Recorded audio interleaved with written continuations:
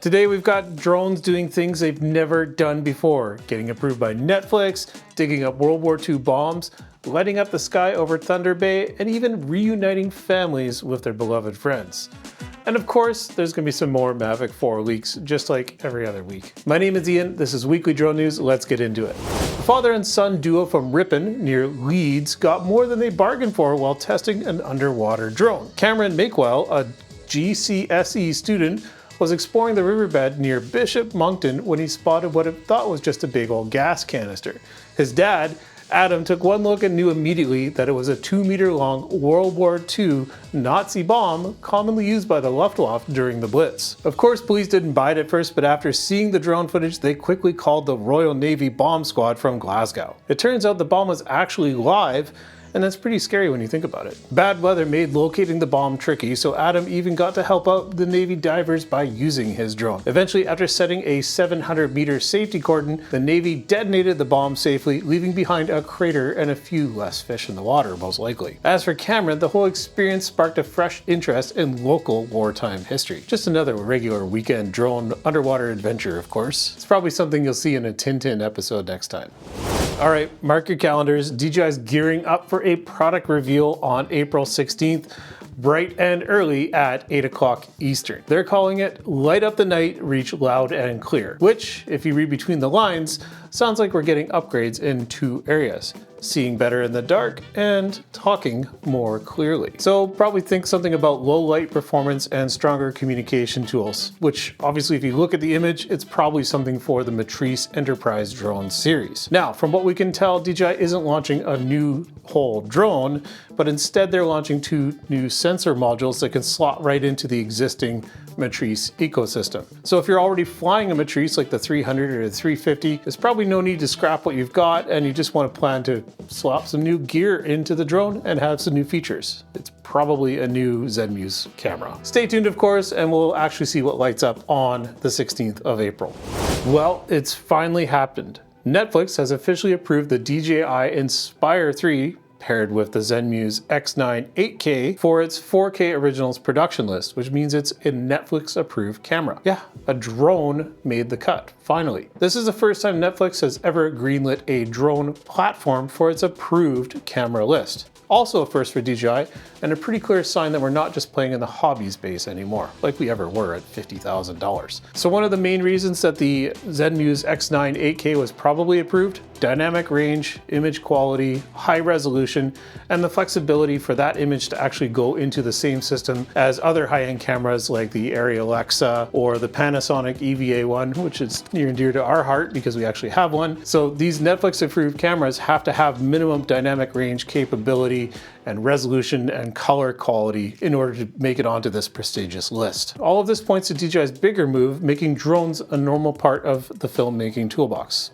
Not a gimmick, not a backup shot, and just part of the workflow. What's most likely to happen next is we'll probably see the Ronin 4D, which uses the same image sensor module as the Zenmuse X9 8K, make it onto the list as well, because it has a very similar image pipeline between the Inspire 3 drone and the Ronin 4D camera. You can shoot any feature film on any camera and make it look as good, but if it's being something that is a Netflix feature film, it must be shot, to my understanding, on a Netflix approved camera, which narrows the margin down.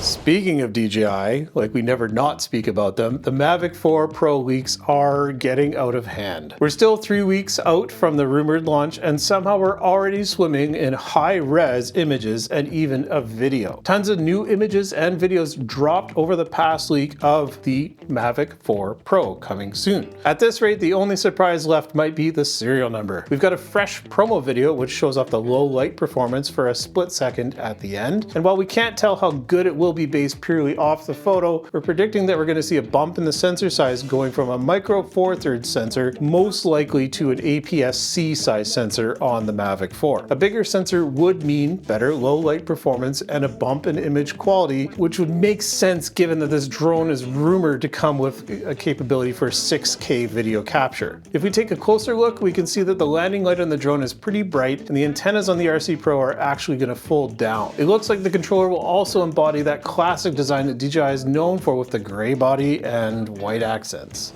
Zipline is expanding its drone delivery service with Walmart to the Dallas-Fort Worth area later this year, reaching millions of Texans. That's a 1,000 times increase over their current drone delivery footprint. They've been running drone deliveries in the Pea Ridge, Arkansas area since 2021, where drone drop-offs have become totally routine, averaging a 3-minute flight times and about a 9.2 out of 10 customer rating. That's not bad. Locals use it for groceries, snacks, medicine, hot dogs, and even the mayor calls it a normal part of life. Zipline operates the largest autonomous delivery network in the world with over 60 million miles flown, and deliveries happening every 70 seconds. To scale nationwide, they've developed a new system with an autonomous delivery droid that lands packages quietly on doorstops or patio tables. After testing, the goal is to roll out thousands of deliveries a day across the region, cutting traffic, reducing emissions, and yes, making delivery feel a little bit like teleportation. Today's episode is sponsored by Coastal Drone. That's us. If you're picking up a new drone, you probably need to get a drone pilot certificate to go with it. We've helped nearly 20,000 pilots get certified in Canada and the USA. We walk you through the whole process, whether you're flying for work or just for fun. Check out the link below to get started. And now for something a little bit more wholesome than drone leaks. Curtis Blush and his family lost their home in the Mississippi tornadoes last month. Their dog, Linus, went missing during the chaos. So 10 days later, there was still no sign of the dog, and the family had suffered some pretty devastating injuries to the point where Curtis's wife had suffered broken ribs and a fractured sternum. 2 days after the storm, they had called Mississippi Animal Project, and days went by with no results. Then a neighbor spotted Linus a mile away. The rescue team then brought in a drone pilot, Jason Miller. After 7 hours of searching, they found him hiding in the woods. There was minor injuries, but he was still kicking fine. So while they're living in a camper now, they're determined to rebuild. Finding Linus gave them a shard of hope to get through this tough situation. In Japan, Toda Construction has partnered with Spiral Co.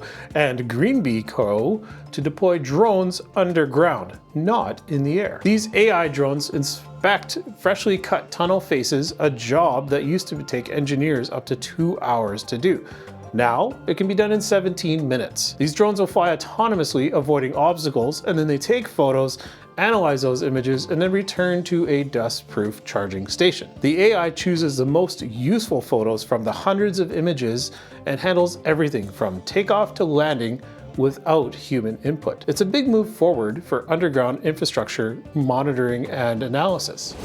This summer, Thunder Bay is swapping fireworks for a drone light show at the Live on the Waterfront Festival. The event's happening August 27th and 28th at the Mariana Park, with over 400 drones lighting up the sky in sync with music. It's the first show of its kind in northwestern Ontario, so you're going to want to check it out. Unlike fireworks, this one tells a story, and there will be even some narration to go along with it. Thunder Bay Airport Authority is covering the cost, partnering with Drone Show Canada to make it happen. They're keeping the drone formations under wraps until showtime, of course. If you're interested, we've got a whole podcast that goes into the logistics of how drone light shows are set up and what the process looks like behind the scenes. You should go check it out. The link's going to be down below. So that's it for this week. Catch our podcast this Sunday where we talk about drones for video production with Brad Nesbitt of Real Drone out in Toronto. Or you can check out last week's episode where you'll learn how to handle an encounter with a bystander so you don't get the cops called on you. Hit the like and subscribe button below, and we'll see you next time. Thanks for watching.